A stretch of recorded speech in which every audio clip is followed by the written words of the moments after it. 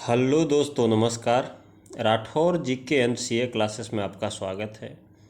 मैं आपका host Aditya Rathore current affairs से 15 महत्वपूर्ण क्वेश्चन लाया हूं। आज का पहला प्रश्न है, हाल ही में गैब्रियल बोरिक फॉन्ट किस देश के सबसे युवा राष्ट्रपति बने हैं? Hungary, Ukraine, Poland, Chile. यह चिली के राष्ट्रपति बने हैं,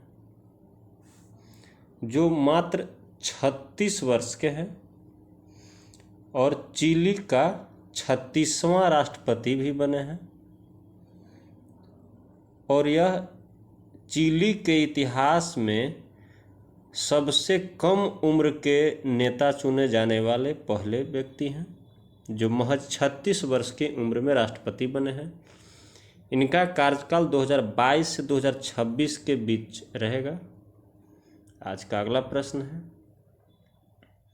भारत का पहला मेडिकल सिटी इंद्रायणी मेडिसिटी किस राज्य में स्थापित किया जाएगा? पश्चिम बंगाल, गुजरात, महाराष्ट्र, तमिलनाडु। यह महाराष्ट्र में किया जाएगा।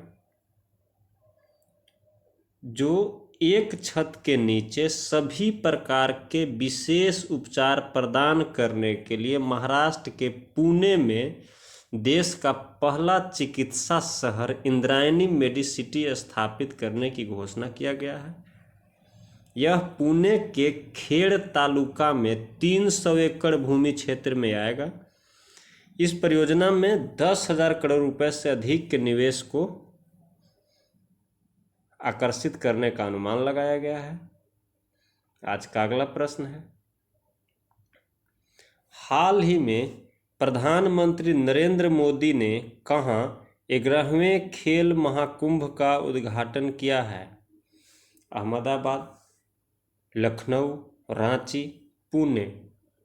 यह अहमदाबाद में किया है। जो प्रधानमंत्री अहमदाबाद के सरदार पटेल स्टेडियम में प्रधानमंत्री नरेंद्र मोदी ने इसका किया है। पीएम मोदी ने दावा किया कि उन्होंने 2010 में खेल महाकुंभ को गुजरात का मुख्यमंत्री नियुक्त किया था। गुजरात में 2010 में 16 खेलों और 13 लाख प्रतिभागियों के साथ शुरू हुए खेल महाकुंभ में अब 36 सामान्य खेल हैं और 26 पैरा स्पोर्ट शामिल हो गया है। 11वें खेल महाकुंभ के लिए 45 लाख से अधिक पंजीकरण मिला है। आज का अगला प्रश्न है, डिजिटल शॉपिंग में वैश्विक निवेश 2021 में भारत किस स्थान पर रहा है? चौथा, तीसरा, दूसरा, पहला।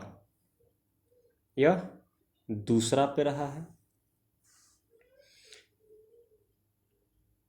जो 2020 में $8 बिलियन से बढ़कर 2021 में $22 बिलियन हो गया है। वैश्विक स्तर पर भारत पिछले साल अमेरिका के बाद दूसरे स्थान पर आया, जिसने निवेश में $51 बिलियन को आकर्षित किया। उसके बाद चीन है $14 बिलियन का, जो तीसरे स्थान पर है, और $7 बिलियन के साथ यूके चौथे स्थान पर है। आज का अगला प्रश्न है, मार्च 2022 तक बाजार पूंजीकरण के मामले में वैश्विक सूची में भारत का स्थान कौन सा है? पहला, पांचवा, आठवां, 10वां। यह पांचवा है। जो देश का कुल मार्केट कैप 3.21 ट्रिलियन अमेरिकी डॉलर है। पहले 4 स्थान पर है। पहला पर चीन हो गया है, दूसरा पे जापान, पहला पर अमेरिका, दूसरा पे चीन, तीसरा पे जापान और चौथा पे हांगकांग है और पांचवा पे भारत है। भारत के बाद सऊदी अरब है, कनाडा है, फ्रांस है, जर्मनी है। आज का अगला प्रश्न है, टेस्ट क्रिकेट में सबसे तेज अर्धशतक लगाने का रिकॉर्ड किस भारतीय बल्लेबाज के पास है? रोहित शर्मा, विराट कोहली, रविंद्र जडेजा, ऋषभ पंत। यह ऋषभ पंत के पास है भारतीय बल्लेबाज में, जो 28 गेंद में ही अर्धशतक लगाए थे।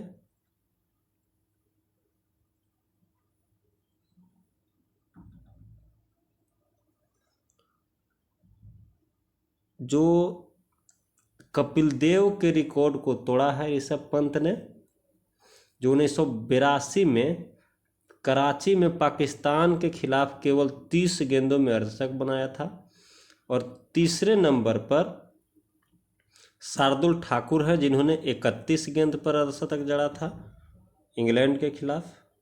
आज का अगला प्रश्न है, हाल ही में किस राज्य सरकार ने माई ईवी पोर्टल लॉन्च किया है? उत्तराखंड, उत्तर प्रदेश, चंडीगढ़, दिल्ली। यह दिल्ली सही हो जाएगा।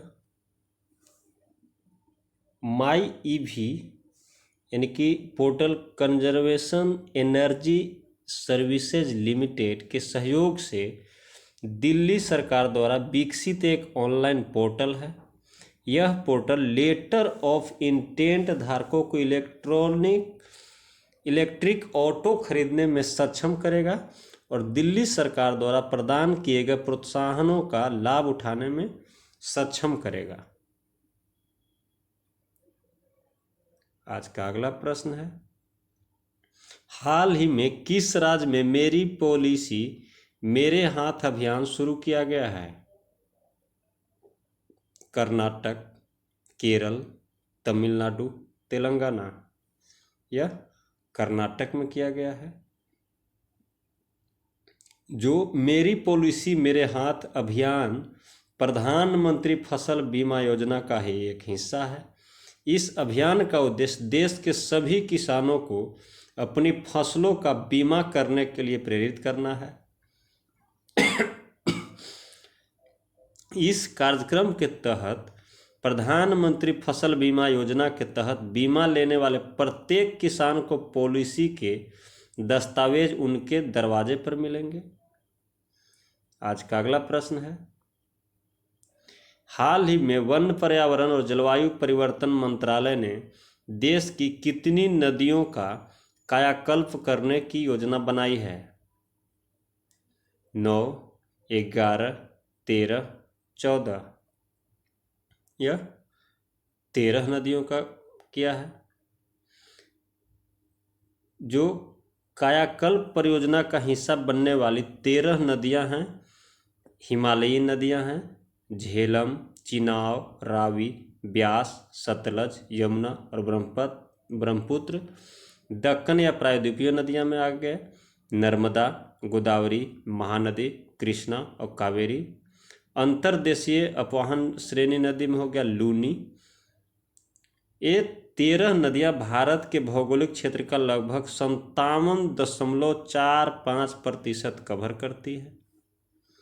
आज का अगला प्रश्न है, देबाशीष पांडा को कितने साल के कार्यकाल के लिए भारतीय बीमा नियामक और विकास प्राधिकरण के नए अध्यक्ष के रूप में नियुक्त किया गया है?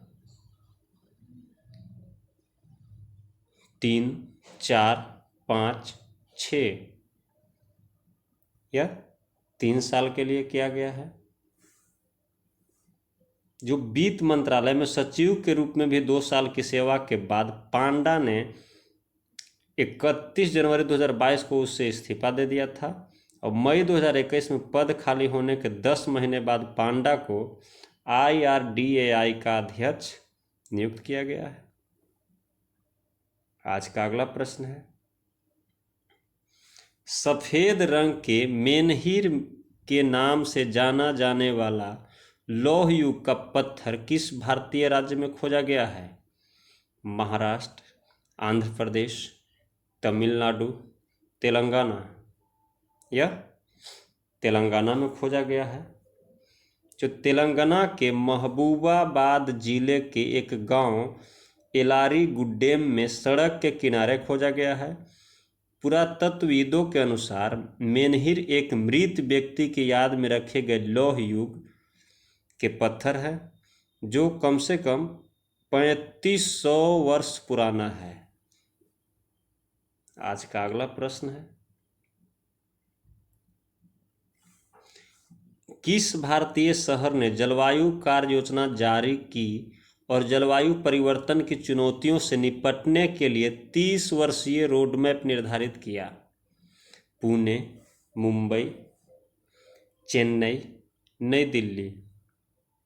यह मुंबई है। बृहन मुंबई नगर निगम ने विश्व संसाधन संस्थान भारत और C40 शहरों के नेटवर्क के तकनीकी सहयोग से यह योजना तैयार किया है। इस कार्य योजना ने ग्रीन हाउस गैस के शून्य उत्सर्जन या 2050 के लिए शुद्ध शून्य लक्ष्य के उद्देश्य से लघु, मध्यम, दीर्घकालिक जलवायु लक्ष्य निर्धारित किया है।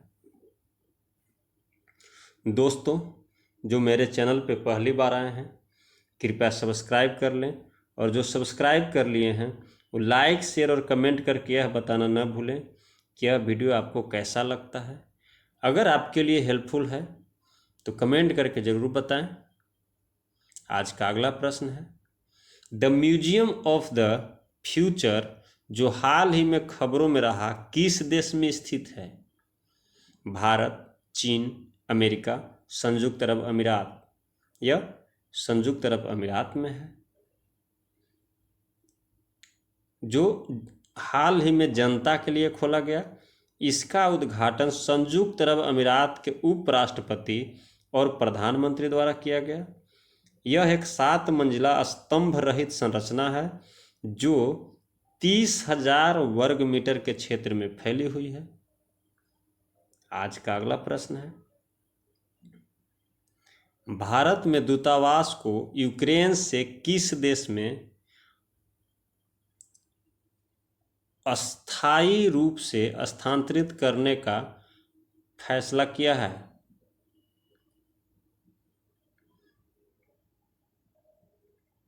यहाँ अस्थायी हो जाएगा। France, Germany, Poland, Hungary? यह पोलैंड में किया है। जो यूक्रेन और रूस में बढ़ते हमलों और तेजी से बिगड़ती सुरक्षा स्थिति को देखते हुए यूक्रेन में भारतीय दूतावास को पोलैंड में अस्थायी रूप से स्थानांतरित कर दिया गया है। विदेश मंत्रालय ने कहा कि यूक्रेन के पश्चिमी भागों में हमलों सहित यूक्रेन में तेजी से बिगड़ते सुरक्षा स्थिति को देखते हुए यह निर्णय लिया गया है कि यहाँ भारतीय दूतावास को अस्थायी रूप से पोलैंड में स्थानांतरित किया जाएगा। आज का अगला और आखिरी प्रश्न है, किस मंत्रालय द्वारा हाल ही में जेंडर संवाद के 3रे संस्करण का आयोजन किया गया? ग्रामीण विकास मंत्रालय, शिक्षा मंत्रालय, शहरी विकास मंत्रालय, गृह मंत्रालय? यह ग्रामीण विकास मंत्रालय सही हो जाएगा इसका ऑप्शन। जो जेंडर संवाद दीनदयाल अंत्योदय योजना ग्रामीण आजीविका मिशन के तहत एक राष्ट्रीय पहल है। जेंडर संवाद पहल का उद्देश्य जेंडर लेंस के साथ पूरे भारत में DNRLM के हस्तक्षेप पर जागरूकता पैदा करना है। आज का वीडियो यहीं पे समाप्त होता है। जय हिंद, जय भारत।